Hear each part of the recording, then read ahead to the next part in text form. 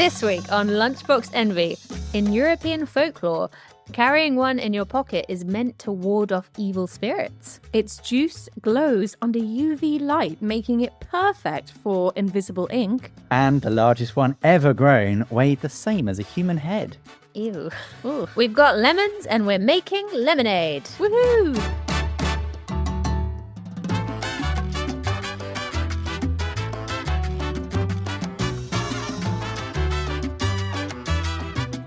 Hello and welcome to Lunchbox Envy.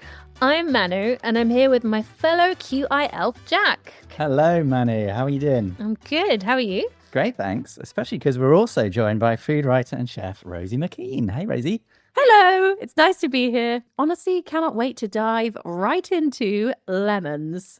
Due to some autocorrect errors, I've done all my research on melons. I hope that's okay. That's fine. We will make it work. Okay, good. We'll fix it in post. It's kind of an interesting one, lemons, to me, because, as dare I say it, because someone's going to tell me they're not a fruit. I think in this case, these are, these are firmly a fruit. They're a fruit, but they're not a typical fruit that we enjoy like other fruit, if you see what I mean. You know, we don't eat them like we would an apple or a banana, but are no less essential, you know?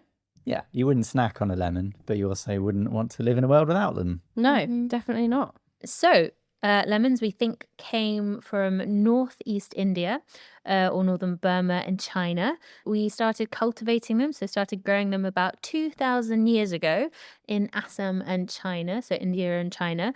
There are also remains of lemons found in Pompeii. So after the big explosion, they kind of preserved an incredible amount of archaeological evidence. There's some lemons in there too. Well, that is a great part of the world for lemons, down in the Bay of Naples. Yeah, that's where Amalfi lemons come from, which are famously very delicious. Mm-hmm. So they're the ultimate preserved lemons because they've been preserved by Vesuvius. Oh, nice. One of the really cool things about lemons is that there are about 50 known varieties, but they started from like a really small group of citruses. Oh, yeah, I've heard this. There's like 3 original citruses from which all of the things like grapefruits and oranges and mandarins and stuff that we eat now come. We don't really eat any of the original OG guys. I mean, to be fair, like... I mean, you've heard of them. Yeah, but so it's the citron, the pomelo, and the mandarin. I've had a bit of pomelo in my life. Yeah, I've seen. I also have, but it's not like if you go into a supermarket in Britain, at least, they'll have lemons, they'll have limes, they'll have oranges, and they'll have tiny ones, which are usually, I think they're usually tangerines or clementines, and grapefruit. But you won't ever find pomelo or citron. What's a citron? A citron is in Italian a cedro, and you can still get them in Italy. They're still grown in Italy. They're basically like giant lemons with a very thick pith. Yeah. And typically in Italian cooking, you would candy the peel and use that in all sorts of different dessert preparations. Panettone. Panettone, exactly. The best dessert. I'm just putting that out there. So lemons, as we said, they're a hybrid fruit. They're actually a hybrid of a hybrid. So the original 3 were the citron, the pomelo, and the mandarin. If you cross a pomelo and a mandarin, you get something that's known boringly as a bitter orange. But I think that's what it says on the tin, right? It's an orange that's got slightly bitter. So you cross that with a citron, and then you get a lemon. Ooh. Right. Which means that wild lemons don't really exist. So they're basically entirely man-made. But wait, sorry, you said man-made. Are we sure that the first ever lemons were man-made? Could they have been an accidental hybrid rather than someone decided to make them? Do you know what I mean? Because they must be ancient, right? Yeah, basically they are man-made. So humans have been selectively breeding citrus for the varieties that they like. They would crossbreed them in order to improve yield and reduce like pith quality and taste and hardiness and all these sorts of things. And the way they do it is by grafting, which I think is fascinating. That's just work. Hard graft. That's all it takes, you know. No, grafting is a horticultural technique where you literally splice 2 bits of tree together. There's the rootstock that already exists, and then there's a branch from the tree that you want to clone, because it's a form of cloning. You literally just attach it to the rootstock or the tree of a different citrus, and they're all compatible with each other, which is a remarkable thing. And then the resultant tree will have fruit from the branch that you've attached. So imagine if I chopped your arm off, Rosie, and then I sewed it onto my own torso. I mean, okay. They both continue to grow, but the fingernails on your arm they'd still be your fingernails, right? This is a very tortured metaphor. But basically, it's a way of maintaining the properties from the fruit that you want, because if you let it go naturally, there'd be genetic variation. You'd end up with less optimum lemons. So basically what you're saying is you can attach any branch from any citrus tree to another citrus tree, and the same fruit that was on the original branch will still grow. Yeah. And it will clone. And that's the mad thing, is you can make it like a fruit salad tree with a grapefruit on one branch and a orange on another and a mandarin. That's crazy. Yeah. I actually would like a fruit salad tree. What would you grow on it? Melons, I really like Nice. melons. Oh, Do which melons grow on ones? trees? I actually don't know. They grow on vines, I think. Yeah. One thing I really do like about grafting is guerrilla grafting. Oh, yeah. You heard of this? Oh, I think I might have done it. Go Yeah, on. so a lot of the trees that are grown in cities, fruit trees, are bred to grow fruitless, because when the fruit drops onto the pavements, it gets really slippy. Trip And hazard. exactly. Yeah. So to stop this hazard from happening, cities grow fruitless trees. But people are like, this is such a waste. We could be feeding urban communities Yeah. by growing more fruit. So they'll go in and like illegally splice in Oh, fruiting branches That's onto so city trees. It's cool. so cool. I might do that to satisfy my rebel cause. Yeah, do it. It's such a lovely thing to do. I thought gorilla grafting was just where you work so hard that you it's like a gym bro thing. I'm just like, I'm a fucking gorilla. I'll graft it like a gorilla. Have you been to the gym, Jack? No, actually, literally never been to the gym. That's what I imagine all happens, right?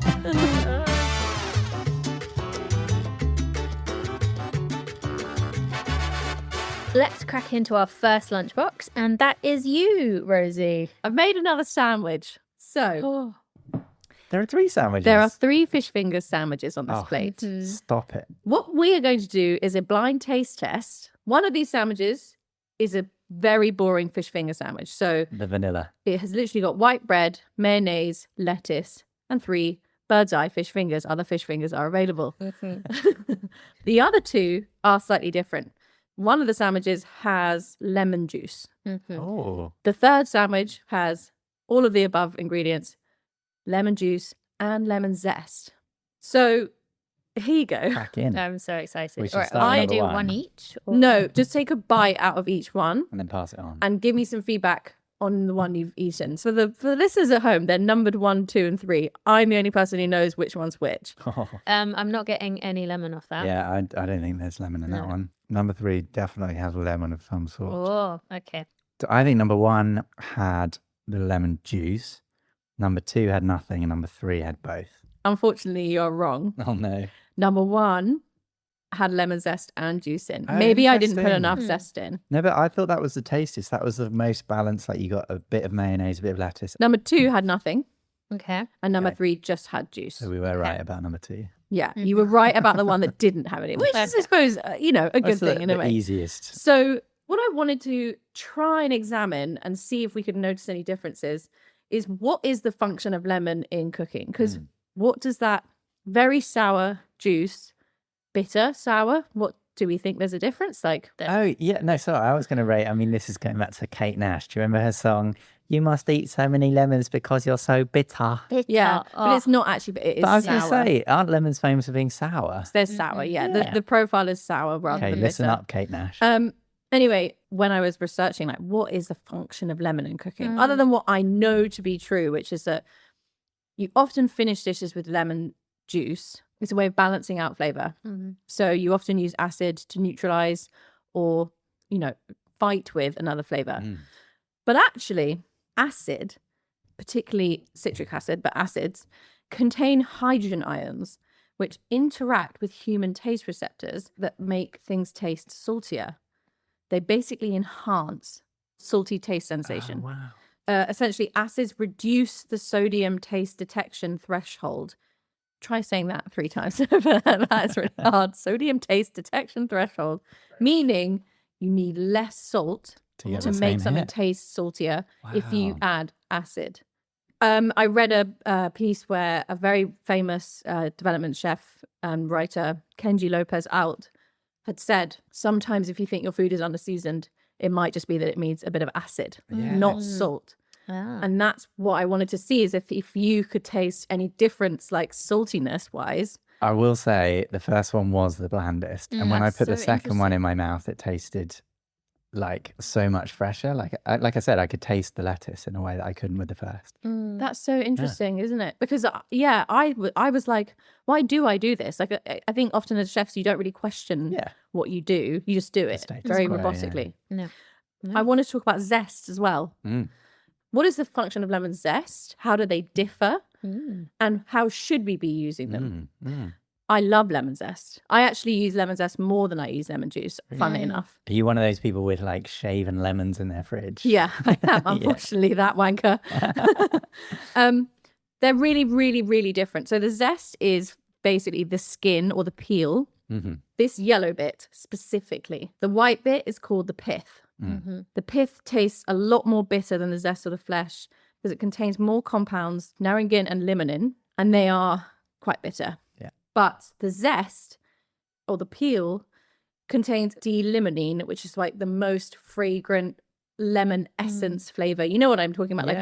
Like that really lemony, almost like citronella. Cleaning products Is will that, have it. you yeah. know, when I was a kid, I used to do this thing with orange peel, but I'm pretty sure you could do it with lemon as well. If you squish it and it goes, Yeah, it like squirts out, doesn't it? Yeah, So cocktail or are like fancy cocktail. yeah, are bars, those the oils in the lemon? Yeah. Ah, So okay. basically, the peel contains special oil-producing cells that store essential oils. Nice. And there's nowhere else in the lemon where that'll be found. So for me, when I want something to taste lemony, particularly, I'll always use more zest than juice. Right. Juice will make stuff very sour or acidic, but it won't actually perfume the way that No, I lemon suppose you're zest right, does. Yeah. And I think I probably often overzest. I'm Yeah, what's You're a zesty zesty girl. motherfucker. overzestous instead of overzealous. So basically, the tips are, if you want stuff to taste more salty, or if you think your food is underseasoned, try a bit of lemon juice first. See if that makes a difference. See if that brightens all your flavors, enhances anything. And then if it's still not salty enough, then just add some salt. And then if you want something to taste lemony, use the peel, use the zest, grated, finely chopped is good as well. Oh, yeah. But if you want something to taste really sour, that's when you use the juice. Oh, nice. That's a good distinction. Yeah. Yeah. Nice. So I just wanted to sort of examine, even in myself, why I do the things I do. Because I think it's good to take some Does. reflecting We'll do time. that. We should all step back and Yeah. examine why we do the things we do. And do you know what's the deal with like waxed versus unwaxed? Sorry, lemons, not people. Yeah, I mean, basically, fruit naturally has a thin layer of wax in order to prevent insect attacks and fungal attack. So it's kind of a natural fungicide. What's interesting, though, is the supermarkets don't like it, so they wash it off. But then they add their own in order to prevent spoilage and to make it look shinier on the supermarket shelves. And it's led to a situation where we now expect some fruits, and only in some cultures, to look shiny. It was a particular problem with lemons because you often zest them. So you'd be zesting your waxy lemons and you'd get mostly this wax, which isn't entirely vegan. A lot of the places use shellac, which comes from crushed beetles. Stop. Yeah. Yeah. That's so fascinating. But it is a very tiny amount. Like it's a layer so thin that you don't even Sure. taste it. It's very hard to scrape off. And I think the thing about the shiny lemons as well is that like we have got increasingly unrealistic standards of what fruit and vegetables should look like, and what does and doesn't get rejected from supermarkets is crazy because ultimately they all, they're all completely edible and cookable. Yeah. But supermarkets know that shoppers won't buy fruit that's not pretty. They tend to breed for the way it looks rather than the way it tastes. Yeah, I mean, well, ideally, they want both. but, Yeah, because it's interesting that there are obviously countries around the world where people don't shop in supermarkets specifically for fruit and vegetables. They go to markets.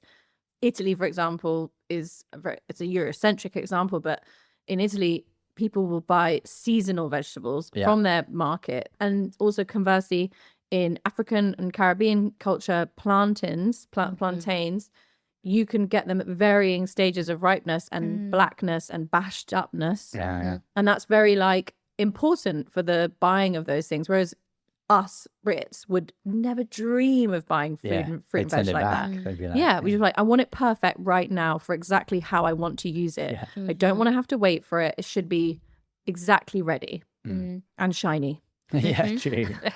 Shiny and plump. Also, we're missing out on all of the. It's my favorite thing. Maybe we've spoken a little bit about pareidolia. You know, when you see faces and patterns yeah. and things, you get none of that with a perfect fruit or veg. No. Like, I love seeing pictures of like grannies holding up their garden veg. Like, look, this one looks like Abraham Lincoln or a boob or Or like little willy on your Yeah, carrot. really. it's always the carrot penis. Carrot Yeah. penis. They are very willy-esque. Do you have, either of you, a Jif lemon container in your fridge? No, never. So for those who don't know about it, it's basically a brand of lemon juice, and they sell it in bottles that look like a lemon. Yeah, which is, I mean, Sacrilege. I just really hate it. Like, sorry, is that actually just straight up lemon juice? In a Well, I bottle? think so, yeah. It might have some I'm pretty sure it has preservatives some in. It preservatives tastes, in it tastes it. different. Exactly, Manu. Thank you. It tastes fucking different. It doesn't taste like lemon juice. It tastes like so sour. You are absolutely riding high if you think that's what a lemon tastes like. I'd love for you to do a taste test next to each other. And I'm sure that the bloke who invented it really meant well with this whole idea of preserving lemon juice. I'm sure it had a really great function, but honestly, just buy a lemon and juice it. Like, how hard is it? It'd be much better. I love how it sounded like you were trying to be really neutral by preparing this sentence like, it tastes completely different. And then you just said, it tastes fucking different.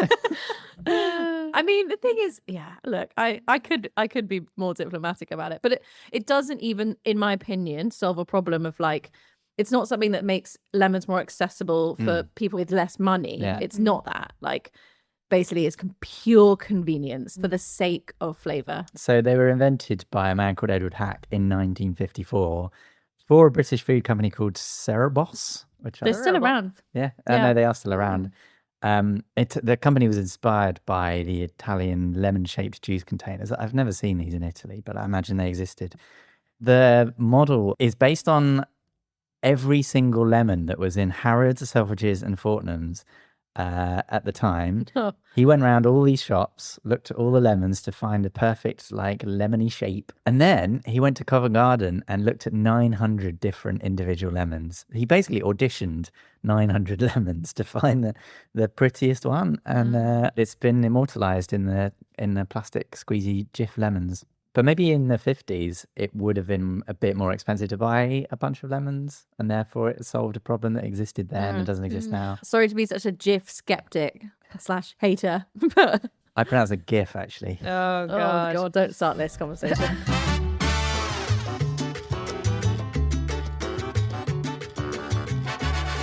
Let's move on to our second lunchbox, and that is you, Jack. So I brought a liquid lunch today. I've got a tankard of navy grog.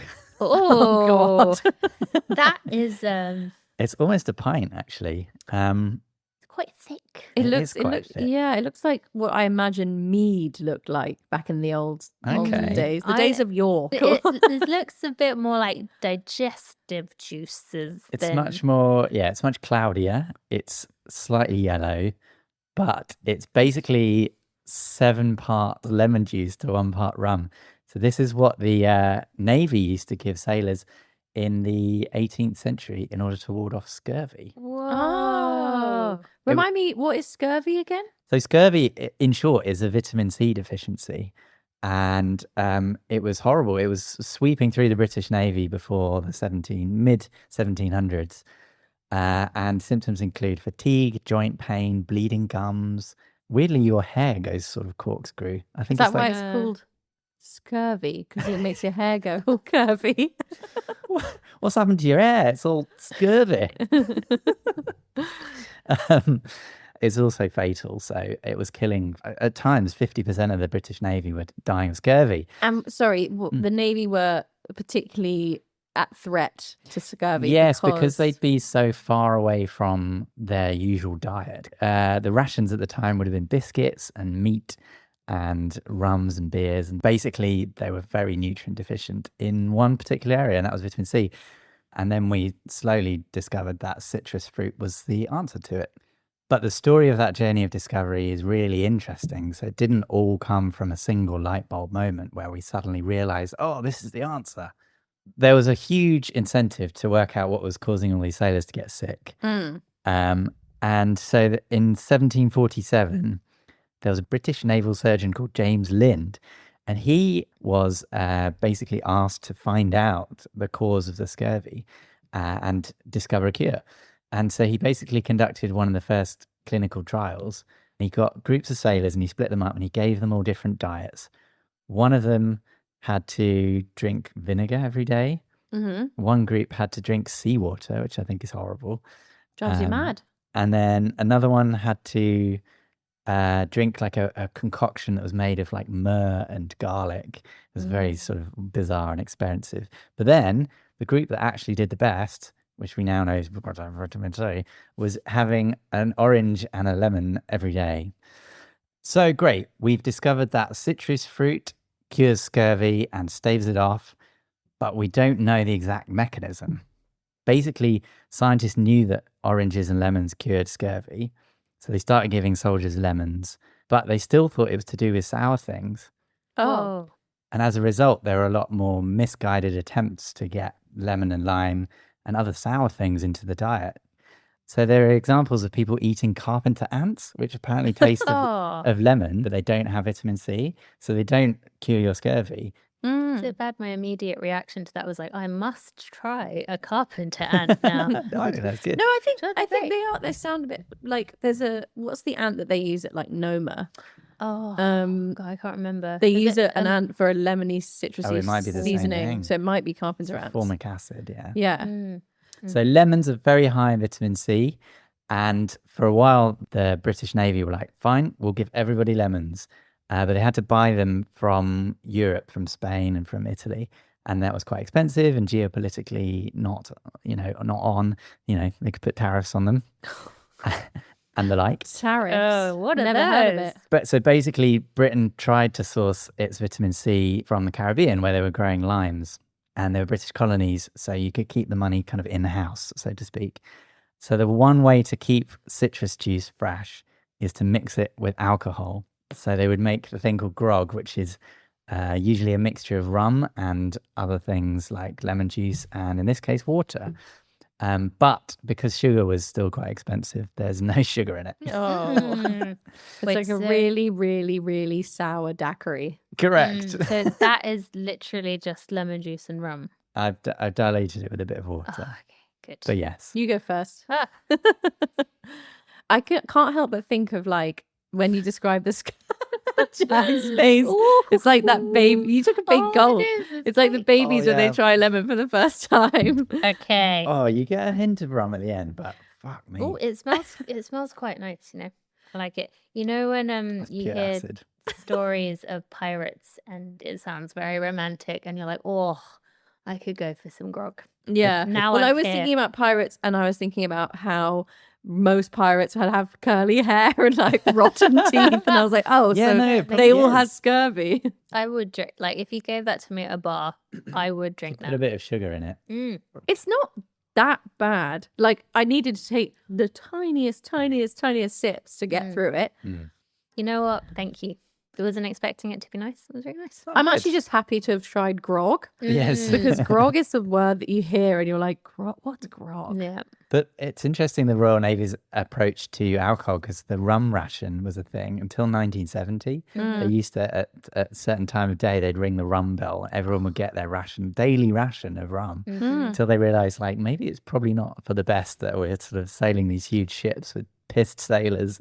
Yeah, but everyone's attitude to alcohol in the olden days Well, was way exactly, yeah. different to what it is now. I mean, you think you've ever watched Mad Men, how much they drink Yeah. in that show? Like, Christ. It's really interesting you talk about scurvy because the discovery of the effects of lemon and vitamin C on scurvy is partly what led to the creation of the Italian mafia. No way. What? I know. Really? Seriously, it's bonkers. So when there was this explosion for the need of lemons when they figured out what was going on. Oh, yeah.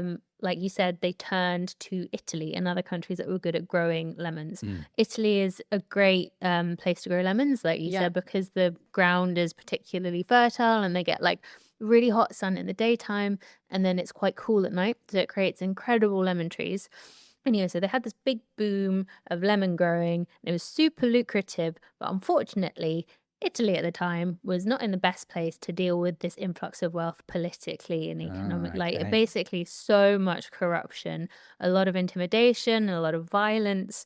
Lemon producers, so the people that own the land and lemon farmers started hiring like basically thugs to Wow. protect them against people who were trying to attack the God. farms and take lemons and Yeah. intimidate them.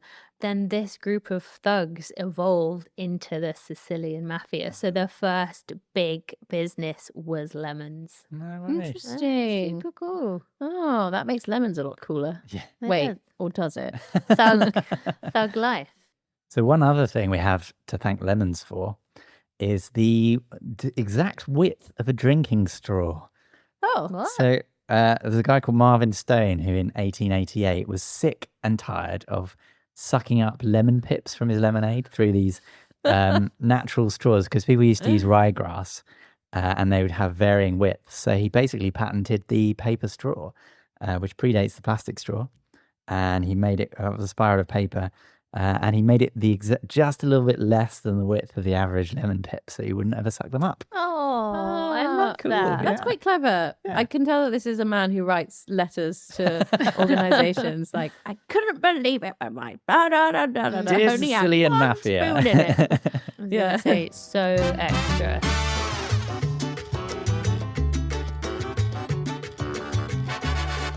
Okay, it is time for our third and final lunchbox, and that is mine. I have. Da, da, da. Oh, that doesn't look edible. I've got some cotton buds on a string.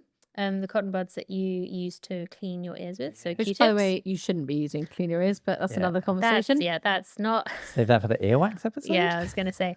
And I also have some cut up lemons. Oh, okay. And we are going to conduct a personality test. Oh, no. Oh, I love a personality test. I'm a DP or whatever it is. What does that Oh, wait, no, that's deep Double penetration. penetration. Oh, wow. No. Okay, save that for your own podcast, Rosie. All right, so in the 60s, there was a husband and wife psychology duo. Psychologists. Recipe for Yeah, I disaster. know.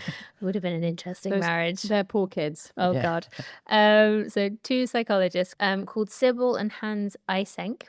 And they published a paper on whether you could use lemon juice to tell if someone was introverted or extroverted.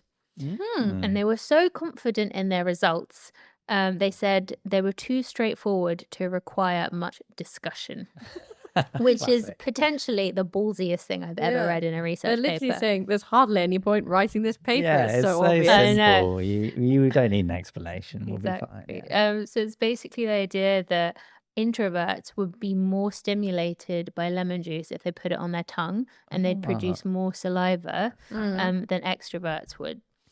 Because the idea is that the lemon juice triggers a similar area in the brain that social interaction does. So just introverts in general, their kind of senses would be more heightened and get more excited by something like the sour lemon juice, and they just slobber more, basically. Right. Very Okay. sexy. I know. Cool. And my mouth is just filled with saliva. I know. so- I can't stop thinking about it. So that was the idea of the study, and I've actually found one online we can do ourselves. Oh, It's really fun. Yay! science. Okay. It's like going back to school and doing all the personality tests that you would do, either in magazines or just like on the line on the Oh, yeah. web. Like, which member of NSYNC should you date? Yeah. Yeah, Oh. or like, are you an empath? Are you a giver? Like, are you a, Ooh. you know, all those ones. So we're going to put on a timer for 20 seconds. Oh. Try and get the spit out of your mouth. And then we're going to pop the one end of the Q-tip in our mouth for 20 seconds, hold it, and then take it out. Okay. You ready? Okay, 3, 2, 1. Mm. Mm. Mm. Mm. Mm. Mm. Mm. For All the right. listener, I was holding mine like a cigarette. So Yeah, I'm cool. I just took mine out like a cigarette as well. I've never smoked. All right, so now we're going to squeeze some lemon into our mouths and then put the other dry side of the Q-tip into our mouths. You ready? Yeah. Okay, 3, 2, 1, go. Mm-hmm. Back out. Now we're all holding up our Q-tips, and one side should be heavier than the other. And for mine, it's definitely the lemony side. Yeah, me too. Me too. I can tell you right now, I'm an extrovert. Yeah, so the idea obviously was that if you were extroverted, you would have produced actually less saliva because you wouldn't have been as excited by the lemon. Oh, which, as our Q-tips have shown, was just not like this was not the case. So after all of their spiel about how incredible their research was and how rigorous this was, we've come to find out like this link between producing saliva, introversion and extroversion is not that deep. Like it didn't work.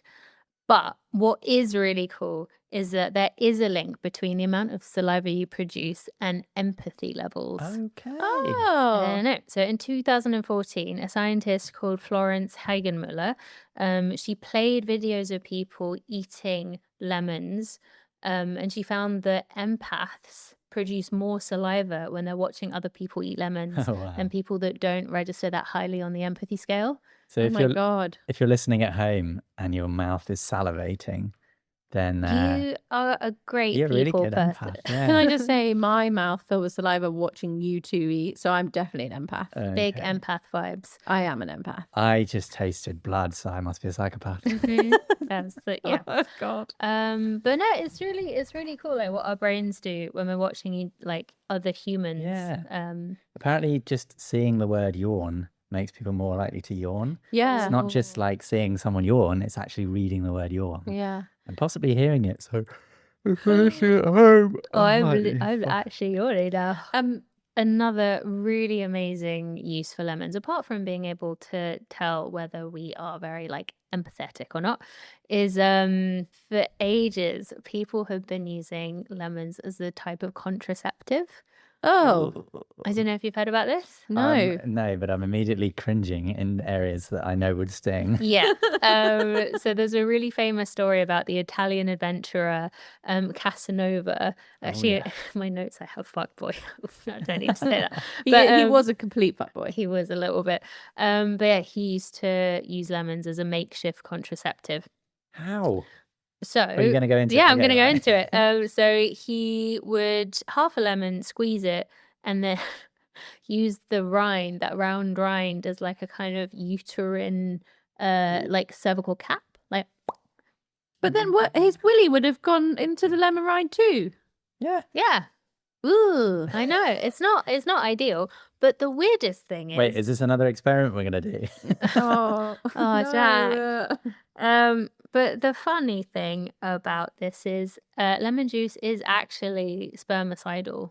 So it will mess with sperm enough to make them kind of not function that well. Goodness. Also give you an absolutely rotten case of BV or Mhm. thrush or Yes. a urinary tract infection. It's not. It Yes. is not recommended. So there's a 2006 study looking at the spermicidal qualities of lemon juice, and the biggest takeaway is like you would need quite a lot of lemon juice for it to be effective.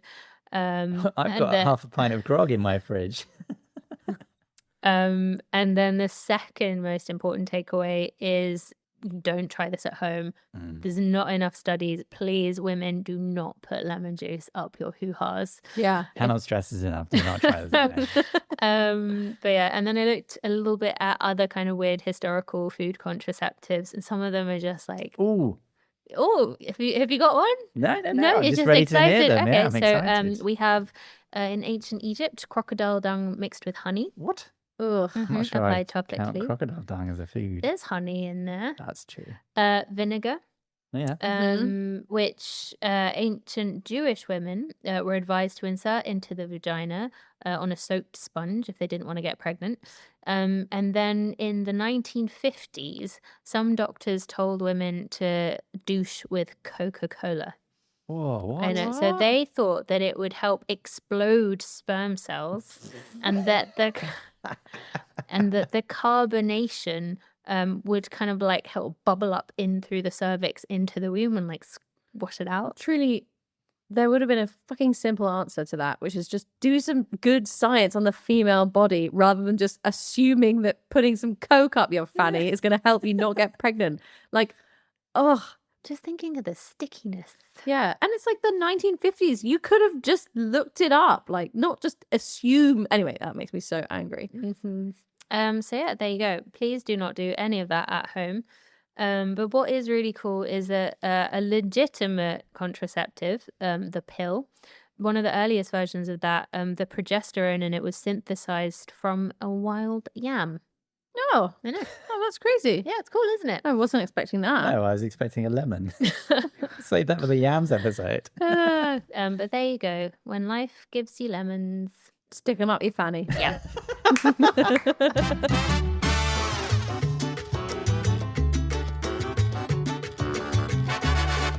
So that is it for this week's edition of Lunchbox Envy. You can follow us on our socials for foodie facts and podcast updates. We are on X, Facebook, Instagram, and TikTok at Lunchbox Envy Pod. Yes, and we'll also be posting any recipes we've mentioned on the website, including my grog recipe.